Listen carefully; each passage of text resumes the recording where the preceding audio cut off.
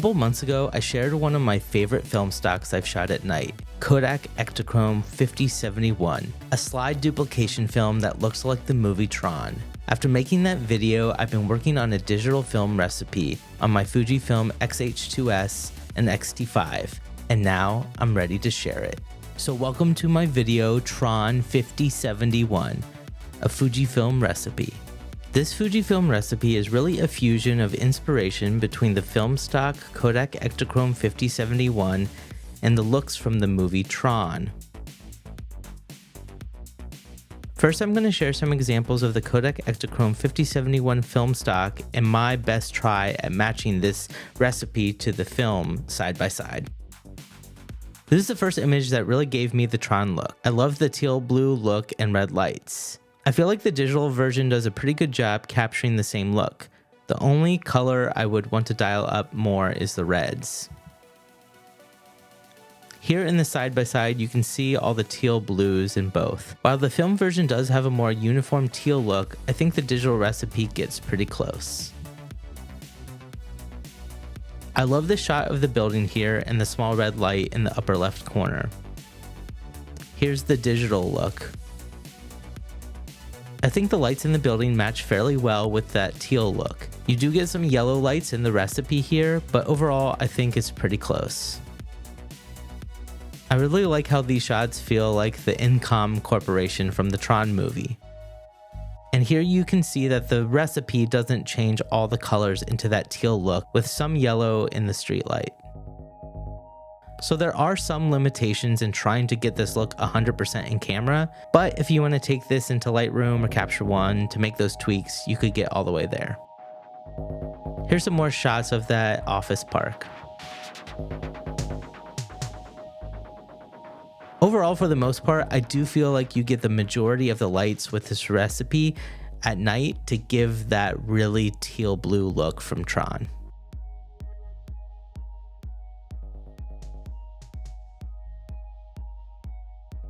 In this example, I like how each of them have their own character. The building lights are more prominent in the film shot, but in the digital recipe, the teal has more definition in the midtones. So now let's look at more examples of my digital film recipe at night. I love shooting at night because I'm always trying to find eerie buildings that have lots of lights turned on in the inside. I think this recipe can give a very cool and liminal look. I really like this shot because it makes me think of Flynn's arcade from the movie. And that's why I put these two shots in the intro side by side. I think this film recipe does well with interiors also. Downtown is a great place to get these, and I love the teal blue lights, especially if you add a little bit of a pro mist, giving that glow. I also really like all the teal glow that you get from reflections in the water. And in this scene with the movie theater, I like all the teal midtones along the brick in the road. One of the reasons I really like this recipe is when you have a lot of red and orange lights in the shot. Even the reds and yellows in the sign have a cooler look against the rest of the teal. But some red neon signs are bright enough to give a stronger color contrast. I like how the lights in this building make it feel like a haunted or ghostly warehouse. I love how these solid lights added to the scene. I definitely recommend when using this recipe is finding bright lights. I also like how it turned the whole sky teal with the reflections in the overcast sky. Overall, if you have great light sources, I think this recipe can really shine at night. It can also make other places feel liminal and creepy. Again, I think it's great to find scenes that have red neon signs because it adds a lot of contrast and complementary colors to the scene. If you find a foggy night, I highly recommend getting outside, especially when capturing the red from taillights and traffic lights. Here I feel like it feels like a completely different planet. Now I did want to share a few examples where I don't think this recipe works. I designed it primarily for use at night, and I think these are examples where I needed to wait for blue hour to pass.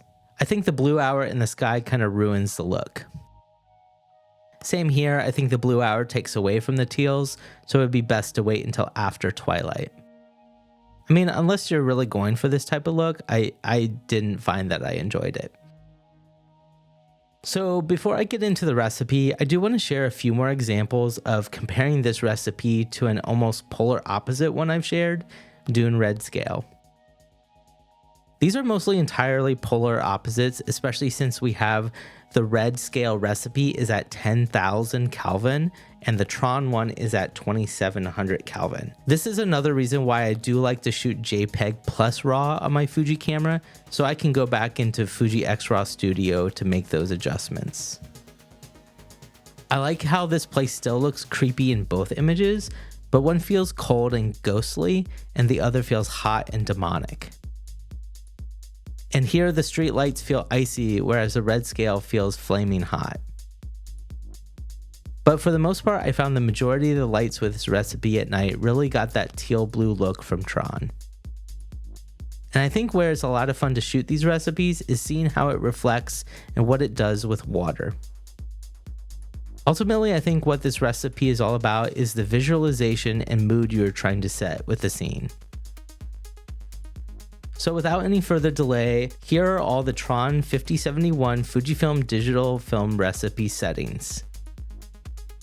So I'm going to share this from the photo settings first. This was made for the X-Trans V sensor, so X-H2S, X-T5, X-H2, XS20, and the X100VI should all work with this. I've had a few people use my other recipes on X-Trans 4 with no issue, but you might have to play around with it. So first you're going to use the film simulation classic negative. Next, I recommend putting grain as weak and large. Next, the color chrome effect, I put that to off. But the color chrome blue effect, I put that on as weak. Now, here's the most important parts. White balance, set this to custom at 2700 Kelvin, and then do the white balance shift at -9 red and -3 on the blue spectrum. A couple other things I do, I usually put DR on auto. I did put the highlights and the shadows at -2, and then bumped up the colors all the way up to +4. I usually keep the sharpness, high ISO, noise reduction, and clarity all at 0.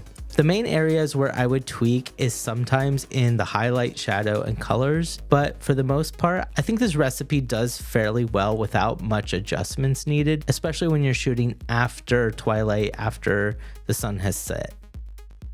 So there's not a lot of changes to the video settings. The ones underlined are the ones that you can change in video. The only thing that I've changed here is showing that I have the DR set to 100 because within video mode you cannot put DR auto. So thank you so much for watching. I would love to see if you use this recipe, tag me on Instagram, and share what you've shot. Thanks again, and I'll see you on the next one.